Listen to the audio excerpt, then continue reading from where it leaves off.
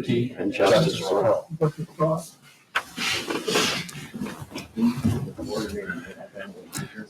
We have one item of housekeeping tonight. Trustee Wells is not able to be here due to health issues, but he is on the phone. So if we could have a motion to allow him to attend telephonically. I'll make that motion. We have a motion by Trustee Gust, second by Trustee Siddick. Discussion? All in favor? Aye. Opposed? Welcome, Larry. Thank you. Okay. Now it's time for public comment on agenda items. We have two comment periods, one now for agenda items, one at the end of our agenda for any and all discussion. Does anyone wish to address anything on the agenda tonight? Hearing nothing, we shall move on to the consent agenda, which includes the following. Approval of the Village Board regular meeting minutes of January 22nd, 2026. Bills presented for payment in the amount of $400,629.81. The January Finance Report and the January Community Development Report. Is there anything that the board would like to have discussed and dealt with separately? Hearing nothing, do we have a motion to approve? I'll make that motion. I'll second that in trustee's absence. That's true. We're gonna have there will be a little more activity. Any discussion on the we have motion and second discussion on the consent agenda? None. All right. Roll call, please. Trustee Jensen. Aye. Trustee Siddick. Aye. Trustee Wells. Aye. Trustee Wynn. Aye. And Trustee Gust. Aye. All right. Motion carries. The mayor's report, I don't have anything significant to report other than I hear it's going to be in the 50s tomorrow, and let's hope that's the beginning of something warm. Moving on to reports from trustees. First up, we've got Trustee Jensen for the Finance Committee. Apart from the date of our next finance committee meeting, I have nothing to report. That will be March 18th. Presumably we have an agenda. There you go. All right. Next up, Parks and Rec Committee, Trustee Gust. Thank you, Your Honor. I want to remind everybody on the 13th of March, we got our famous St. Patty's Day dinner, luncheon, I should say. And right now we got 80 people signed up. Wow. Wow. Great. Then along with that one, you can march down for your children, your grandkids, Easter egg hunt on April 4th, 9 o'clock at Founders Park. And that ends my report. No snow that day? Nope. All right, good. We gotta get a break one of these times. Trustee Wells, do you have anything for the Planning, Building, and Zoning Committee? No, nothing. All right, thank you. Public Relations and IG Committee, Trustee Wynn. Good evening. I don't have anything this evening, but thank you. All right. Public Safety, Trustee Siddick. I just want to talk about the DMV event again. Make sure that's out there. Everyone knows about it. I think this is going to be fun. Do we have, I know we've had some people already call in and get on that list. We need a minimum of 30, but I do believe it's a maximum of 50. So open to everyone, but attention, seniors. You know, this is very convenient for everyone in the village. And if it does turn out to be a success, then of course we're going to look at doing another one. But that'll be, I believe, on the 19th, 10 to 2, right here at Village Hall. And we do have that in the newsletter that'll be coming out. So hopefully everyone will view that, and hopefully you'll get some more phone calls to sign up in advance. All right. So thank you. All right. And does anything with the Sheriff's Department? From last month, that trailer park incident, Lakeview is resolved, homeowner was arrested for his parts. We had a couple of complaints of residents like Airbnb houses, where they're having parties, parking on. Those have been dealt with. Homeowners that have rented it, charged were cited for that as well. And there was also addresses of it. Oh, that's great. Thank you I very have no much. other major incidents. Okay, and I want to thank you too, because the report you put together about the citations from June to December. So that just shows, the amount of citations that have been written and things that the Sheriff's Department has been doing in the community really shows. So that should be in the newsletter as well. So thank you very much. Appreciate it. Okay. That's all I have. Thank you. Public Works Committee, I assume you will be the pseudo trustee Miller? Your microphone is, sir, Don, your microphone is, yeah, Oh, my goodness. I know. We don't want to, our viewing audience out there, we don't want to deprive them. All three of them, or however many. All right, under Finance Committee, under Public Works Committee, there are 4 items, all of which were discussed and recommended forwarding to the board for consideration. So I'll go through those one by one. The first one is a right-of-way vacation request on Howard, adjacent to 237 North Wilson. And the formal motion is to approve vacation ordinance and sale of the Howard Street right-of-way. And consider that a motion. We have a motion. I'll second it. We have a second by trustee Gust. Under discussion, I add that the sale price is $11,767.78. Is there any other discussion?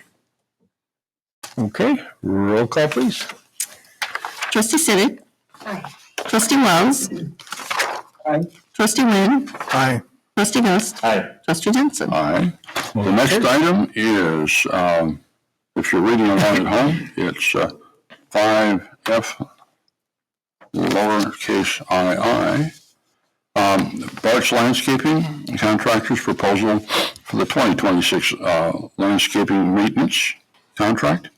And the formal motion, which I will now read, is to accept the proposal from Bart's Landscaping Contractors in the amount of $9,120 for the 2026 landscaping maintenance contract. That is my motion. And again, this was reviewed and approved by the Public Works Committee. It was a small increase over the previous year, and the services were satisfactory according to our Public Works Director. All right, we have a motion and a second. Discussion on the resolution? Hearing none, roll call, please. Trustee Wells. Aye. Trustee Wynn. Aye. Trustee Gust. Aye. Trustee Jensen. Aye. Trustee Sidik. Aye. Next item is lowercase iii under 5F. This is acceptance of a bid. This is a big one. Trustee Silvergren. Oh, yeah. There. Keep going, sir. No, no, tell, I have to go behind the curtain. Do I have to come over there?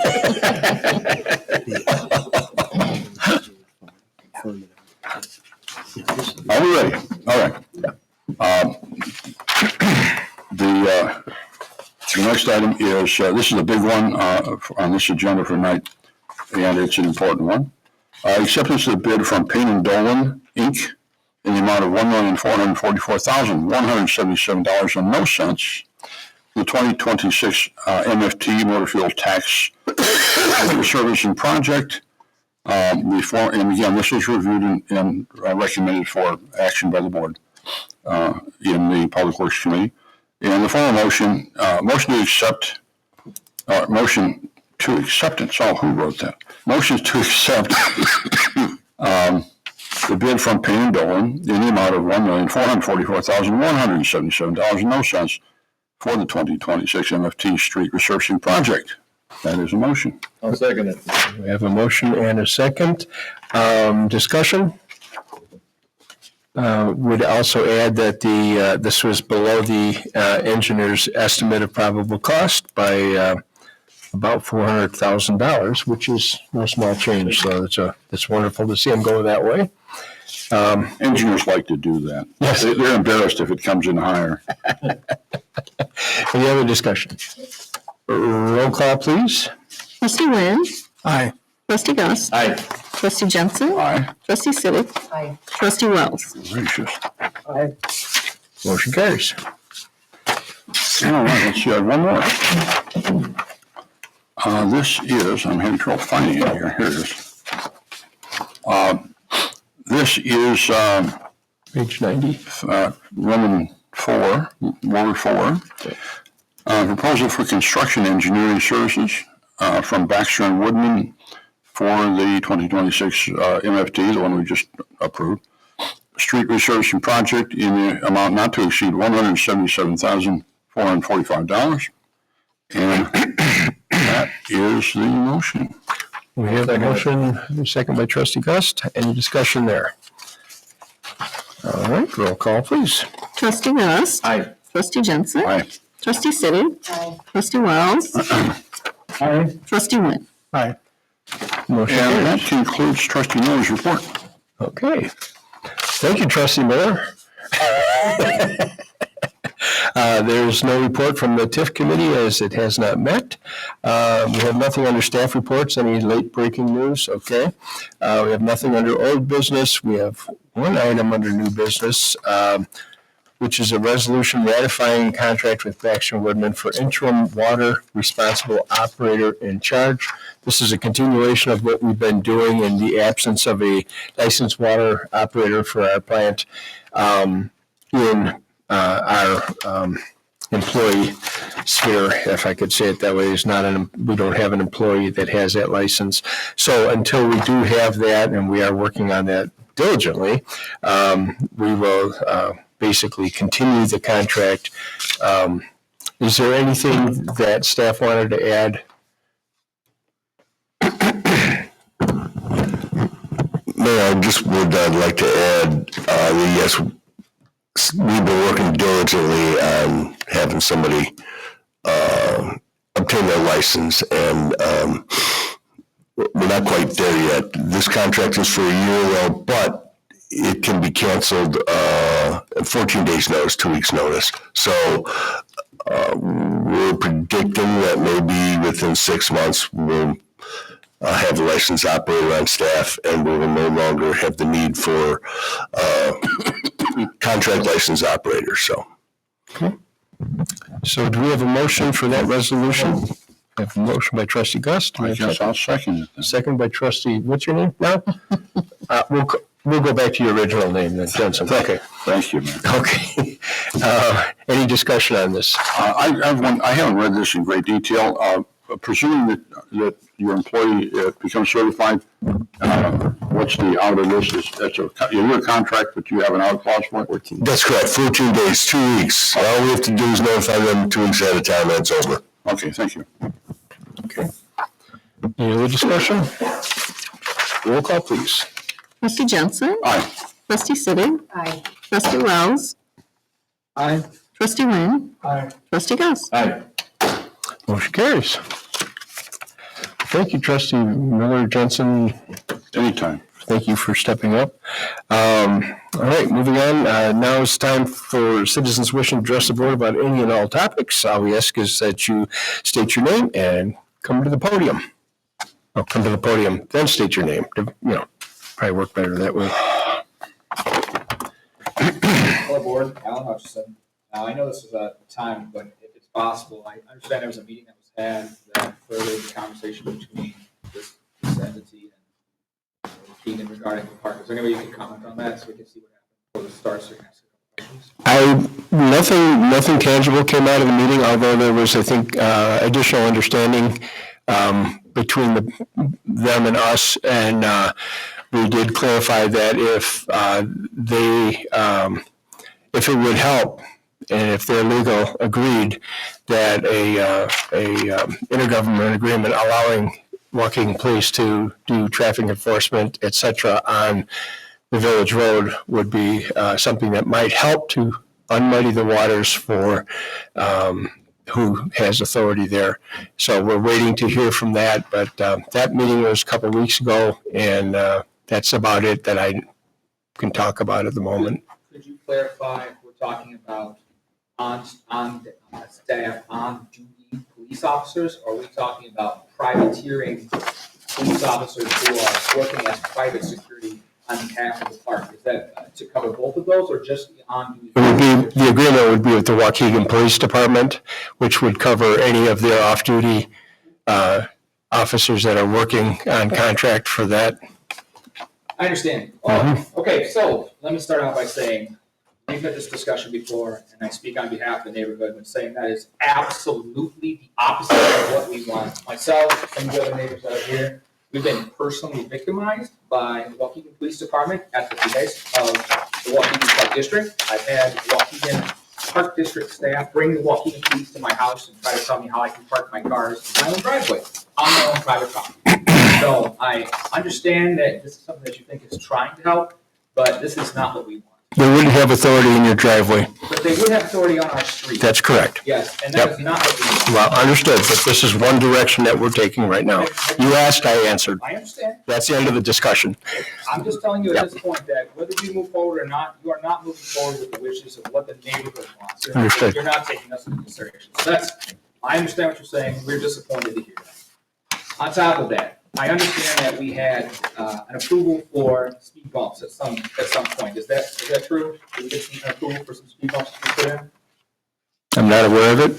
That happened in one of the public works meetings, right?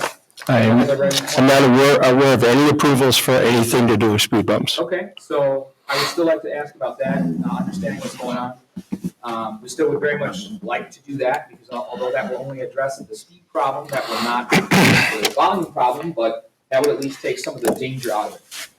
Have you guys had a chance to look at the traffic data that I FOIA'd that was available from last October? This is not a cross-examination. This is you commenting to us, so please take it as that. I don't want to get into a debate with you. This is your time to address us. When would be an appropriate time to have a conversation? Anytime you want to set up a meeting. Fantastic. We Yep. will. So from an observation standpoint then, I am thoroughly disgusted at the traffic data that we got back from October, which is not even a high traffic month for us. In October, based on your traffic data, we had 282 cars in a 4-week span that were more than 10 miles an hour over the speed limit down Beach Road. We had 8 cars over that same period that were felony speeding, more than 20 miles an hour over the speed limit. Now, I went back and tried to understand how this was